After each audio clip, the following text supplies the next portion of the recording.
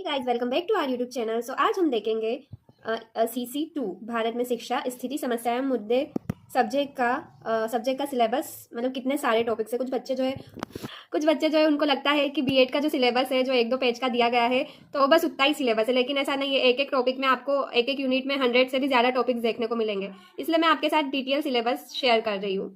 तो first topic है भारतीय शिक्षा, इंडियन एजुकेशन। तो ये मान लो ये चैप्टर 1 है, तो इसके अंतर्गत भारतीय शिक्षा का अर्थ एवं परिभाषाएं, शिक्षा की प्रकृति, शिक्षा का विषय विस्तार या क्षेत्र। फिर चैप्टर 2 है पाश्चात्य शिक्षा, वेस्टर्न एजुकेशन। पाश्चात्य शिक्षा का अर्थ एवं परिभाषाएं, पाश्चात्य शिक्षा की विशेषताएं। इसमें इंग्लिश में भी दिया हुआ है, तो इंग्लिश मीडियम स्टूडेंट्स जो है वो इंग्लिश वाला सिलेबस अपनी नोटबुक में नोट डाउन कर ले।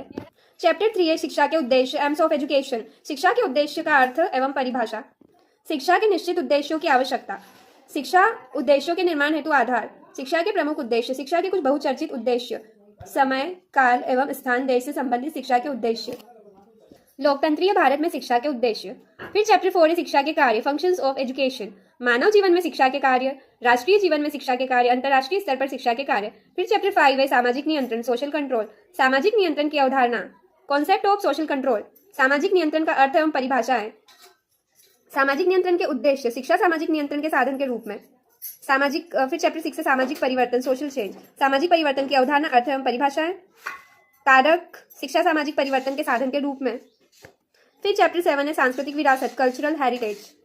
सांस्कृतिक पहचान, धर्म, क्षेत्र और जनजातीयता, सांस्कृतिक विरासत के प्रकार, उसका संरक्षण, सांस्कृतिक विरासत की सुरक्षा का महत्व, निष्कर्ष। फिर चैप्टर 8 है मूल्य, वैल्यूज। मूल्य का अर्थ एवं परिभाषा, एवं विशेषताएं, मूल्यों का वर्गीकरण, मूल्यों के विकास में शिक्षा का योगदान।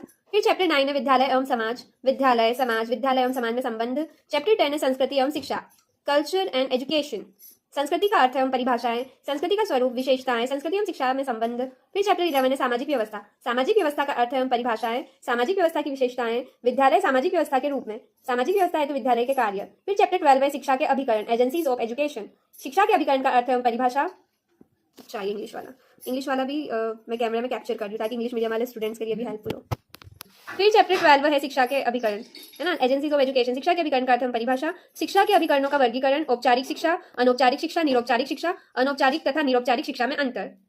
सो गाइस, ये थी यूनिट 1 में है टोटल 12 चैप्टर्स, और 12 चैप्टर्स में भी कई सारे टॉपिक्स है, तो कोई भी इस गलतफहमी में ना रहे कि अरे थोड़ा सा तो सिलेबस है, सब एग्जाम से एक दिन पहले पढ़ लेंगे, बट ऐसा नहीं है, आपको पहले से ही प्रिपेयर करना पड़ेगा, ठीक है। और आपको थोड़ी सी हेल्प मेरे यूट्यूब चैनल के थ्रू भी मिलेगी, तो मेरा चैनल लाइक, सब्सक्राइब और शेयर जरूर करना, और जो भी आपके फ्रेंड्स है बीएड के, उनके साथ जरूर शेयर करें ताकि उनकी भी हेल्प हो, और मेरे साथ साथ आप अपनी बीएड की अच्छे से प्रिपरेशन कर सकते हो ताकि आप एग्जाम में अच्छा परफॉर्म कर सको, ठीक है। फिर आती है यूनिट 2, प्राचीन भारतीय शिक्षा की मुख्य विशेषताएं, salient features of ancient Indian education. ये आपकी यूनिट 2 का नेम है। फिर यूनिट 2 में चैप्टर नंबर 1 है वैदिक युग में शिक्षा, एजुकेशन इन वैदिक पीरियड। परिचय, शिक्षा का अर्थ एवं परिभाषाएं, वैदिक युगीन शिक्षा की विशेषताएं, वैदिक युगीन शिक्षा के उद्देश्य, शिक्षा की व्यवस्था, शिक्षा के अन्य क्षेत्र, वैदिक युगीन शिक्षण विधियां। फिर शिक्षण संस्थाएं, वैदिक युगीन मुख्य शिक्षा केंद्र, गुरु शिष्य संबंध, उत्तर वैदिक युगीन शिक्षा, प्रारंभिक वैदिक कालीन एवं उत्तर वैदिक कालीन शिक्षा का तुलनात्मक अध्ययन। फिर आता है वैदिक शिक्षा प्रणाली का मूल्यांकन, वैदिक शिक्षा का आधुनिक शिक्षा पर प्रभाव। फिर आता है चैप्टर 2, यूनिट 2 का चैप्टर 2 है बौद्धकालीन शिक्षा, बुद्धिस्ट पीरियड एजुकेशन। बौद्ध युगीन शिक्षा के उद्देश्य, बौद्ध युगीन शिक्षा की विशेषताएं, बौद्धकालीन शिक्षा की व्यवस्था, बौद्धकालीन शिक्षण विधियां, शिक्षण संस्थाएं, बौद्ध मठ एवं विहार, शिक्षा के अन्य क्षेत्र, बौद्ध काल में धार्मिक व नैतिक शिक्षा, बौद्धकालीन शिक्षा के प्रमुख केंद्र, बौद्धकालीन मुख्य वैदिक शिक्षा केंद्र, बौद्ध काल में गुरु शिष्य संबंध, वैदिक शिक्षा प्रणाली तथा बौद्ध शिक्षा प्रणाली का तुलनात्मक अध्ययन, बौद्ध शिक्षा प्रणाली का मूल्यांकन, आधुनिक भारतीय शिक्षा में बौद्धकालीन शिक्षा का योगदान। फिर आता है चैप्टर 3, यूनिट 2 का चैप्टर 3, इस्लामिक या मध्यकालीन शिक्षा, इस्लामिक और पीरियड एजुकेशन।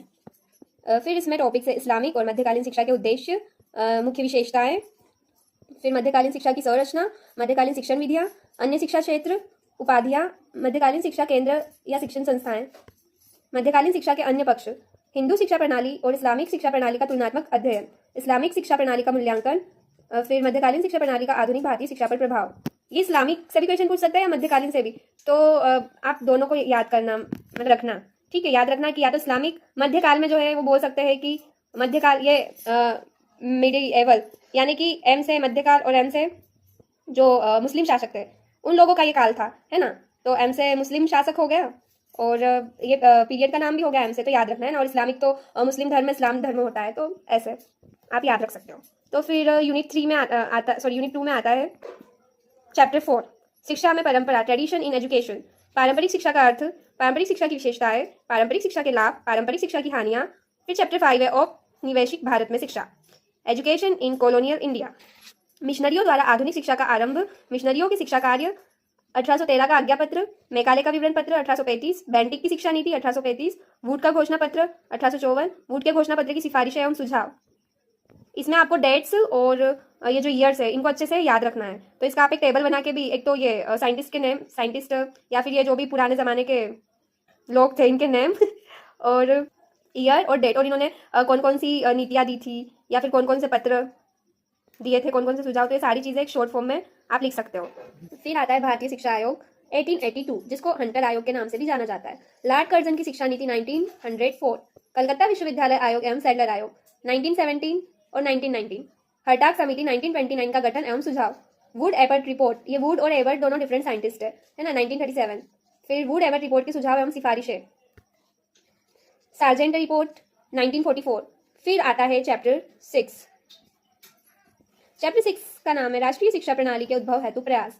ये यूनिट 2 का चैप्टर 6 है, ठीक है। Efforts towards evolving a national system of education, राष्ट्रीय शिक्षा आंदोलन के उद्देश्य, राष्ट्रीय शिक्षा प्रणाली के विकास हेतु किए गए कार्य, ठीक है। तो ये है आपकी यूनिट 2, और यूनिट 2 में चैप्टर 6 है, टोटल चैप्टर्स जो है वो 6 है, और उसमें ये टॉपिक्स है। फिर आती है यूनिट का नाम है माध्यमिक शिक्षा, यूनिट 3 सेकेंडरी एजुकेशन। यूनिट 3 का चैप्टर 1 है माध्यमिक स्तर पर शैक्षिक प्रणाली, educational system eight secondary level. माध्यमिक स्तर पर शैक्षिक प्रणाली का विकास, माध्यमिक शिक्षा के लक्ष्य एवं उद्देश्य, माध्यमिक शिक्षा की संरचना। फिर आता है चैप्टर 2। चैप्टर 2 जो है उसका नाम है शिक्षा के लिए संवैधानिक प्रावधान, कॉन्स्टिट्यूशनल प्रोविजन फॉर एजुकेशन। स्वतंत्रता, समानता, न्याय, बंधुत्व के संवैधानिक प्रावधानों को पूरा करने में शिक्षा की भूमिका। फिर स्वतंत्र भारत की शिक्षा, चैप्टर 3 है, यूनिट 3 का चैप्टर 3 स्वतंत्र भारत की शिक्षा, education of independent India. Chapter 4 है माध्यमिक शिक्षा आयोग 1952.53, मुदालियर कमीशन। ये जो ये मोस्ट इंपोर्टेंट क्वेश्चन है, 99.9% ये एग्जाम में आ सकता है, ठीक है। फिर इसका सामान्य परिचय, आयोग के उद्देश्य एवं कार्य क्षेत्र, आयोग का प्रतिवेदन, आयोग की सिफारिशें एवं सुझाव, माध्यमिक शिक्षा आयोग का मूल्यांकन। फिर आता है चैप्टर 5 भारतीय शिक्षा आयोग 1964-1966, जिसको कोठारी कमीशन के नाम से भी जाना जाता है। इसके अंतर्गत आता है भारतीय शिक्षा आयोग के उद्देश्य एवं कार्य क्षेत्र, आयोग का प्रतिवेदन, भारतीय शिक्षा आयोग की सिफारिशें एवं सुझाव, भारतीय शिक्षा आयोग का मूल्यांकन, आयोग की सिफारिशों का भारतीय शिक्षा पर प्रभाव। फिर चैप्टर 6 है राष्ट्रीय शिक्षा नीति 1986, राष्ट्रीय शिक्षा नीति 1986 का परिचय, 1986 का दस्तावेज, कार्य योजना, national education policy. Comment box में बताना कि करंट में स्कूल्स जो है वो कौन से ईयर वाली नेशनल एजुकेशन पॉलिसी को फॉलो कर रहे हैं। राष्ट्रीय शिक्षा नीति के मूल तत्व, राष्ट्रीय शिक्षा नीति 1986 का मूल्यांकन, राष्ट्रीय शिक्षा नीति 1986 का प्रभाव।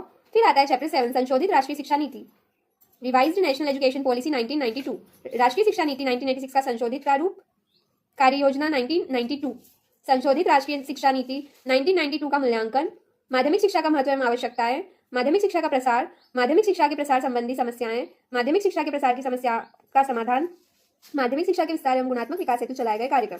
फिर आता है चैप्टर 8 माध्यमिक शिक्षा के विभिन्न माध्यम धाराएं, ठीक है, different streams of secondary education, CBSE, central board of secondary education, ICSE, Indian certificate of secondary education, CBSE एवं आईसीएसई का तुलनात्मक अध्ययन, कर्नाटक माध्यमिक शिक्षा परीक्षा बोर्ड एवं पाठ्यचर्या।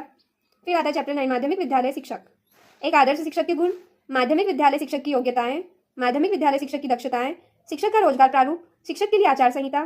चैप्टर 10 है उभरते भारत में माध्यमिक विद्यालय शिक्षक की भूमिका, ठीक है। तो यूनिट 3 जो है उसमें टोटल चैप्टर्स जो है वो 10 चैप्टर्स है, और उसमें ये सारे टॉपिक्स हैं।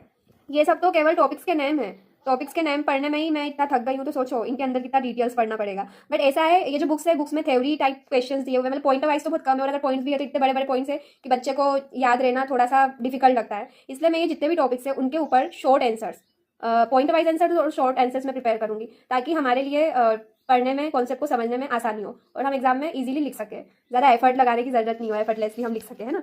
तो इसलिए मैं बोल रही हूँ कि चैनल जो है वो ज़्यादा से ज़्यादा आप सब्सक्राइब और शेयर करें। फिर आती है यूनिट 4 शिक्षक शिक्षा एवं माध्यमिक विद्यालयी पाठ्यचर्या, teacher education and secondary school curriculum.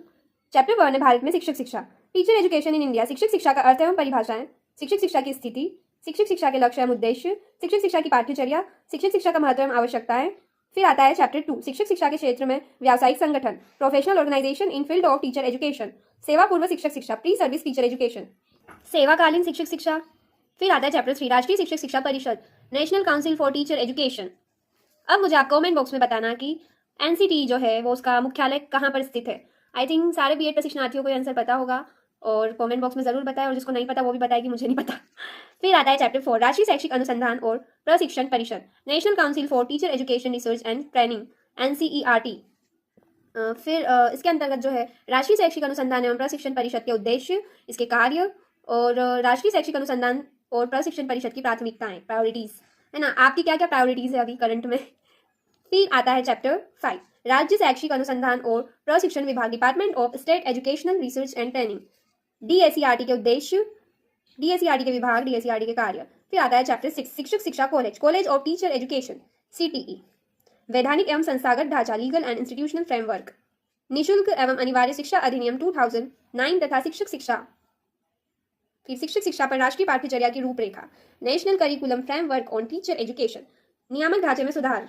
फिर आता है चैप्टर 7 उच्च शिक्षा अध्ययन संस्थान, institute of advanced studies in education, IASE, उच्च शिक्षा अध्ययन संस्थान के प्रमुख उद्देश्य, मेन ऑब्जेक्टिव्स ऑफ आईएएसी, प्रशासन संरचना एवं वित्त, एडमिनिस्ट्रेशन स्ट्रक्चर्स एंड फाइनेंसेस। फिर आता है चैप्टर 8 राष्ट्रीय माध्यमिक शिक्षा अभियान, रमसा, है ना, तो ये चैप्टर 8 है। परिचय, राष्ट्रीय माध्यमिक शिक्षा अभियान के लक्ष्य तथा उद्देश्य, योजना के लिए कार्यान्वयन तंत्र, इम्प्लीमेंटेशन सिस्टम, है ना, योजना एवं मूल्यांकन, माध्यमिक स्तर के लिए रणनीति। फिर आता है चैप्टर 9, चैप्टर 9 है राष्ट्रीय पाठ्यचर्या रूपरेखा 2005, एनसीएफ 2005, सामान्य परिचय, पाठ्यचर्या की परिभाषा एवं ढांचा, राष्ट्रीय पाठ्यचर्या रूपरेखा के उद्देश्य, राष्ट्रीय पाठ्यचर्या रूपरेखा की आवश्यकताएं, उसके मुख्य बिंदु, राष्ट्रीय पाठ्यचर्या की रूपरेखा 2005 के अनुसार आदर्श शिक्षक के गुण। फिर आता है चैप्टर 10 सेवाकालीन अध्यापक प्रशिक्षण कार्यक्रम, in service teacher training programme, अध्यापकों की सेवाकालीन प्रशिक्षण का अर्थ एवं परिभाषाएं, शिक्षकों के वृत्ति या व्यावसायिक विकास कार्यक्रमों का उद्देश्य। अगर ये वीडियो थोड़ा सा भी आपके लिए हेल्पफुल है तो उसको लाइक, सब्सक्राइब और अपने फ्रेंड्स के साथ शेयर जरूर करना। सेवाकालीन शिक्षा के कार्यक्रम, ठीक है, तो ये यूनिट 4 जो है उसमें टोटल चैप्टर्स 10 है। तो गाइज ये था CC2 education in India status problem and issue का कंप्लीट सिलेबस, है ना, डिटेल्स में। तो इंपॉर्टेंट के पीछे मत रहो, एक एक बार ये सारे टॉपिक्स पढ़ना, और अगर इजी नोट्स चाहिए आपको तो कमेंट में बताना कि हाँ नोट्स की ज़रूरत है, मतलब इजी फ्लो चार्ट के साथ पॉइंट वाइज आंसर, जिससे कि आप एग्जाम में अच्छे से लिख सको। अगर आप लोग उधर से फीडबैक देते हो तो उसके अनुसार मैं वीडियोस अपलोड करूँगी।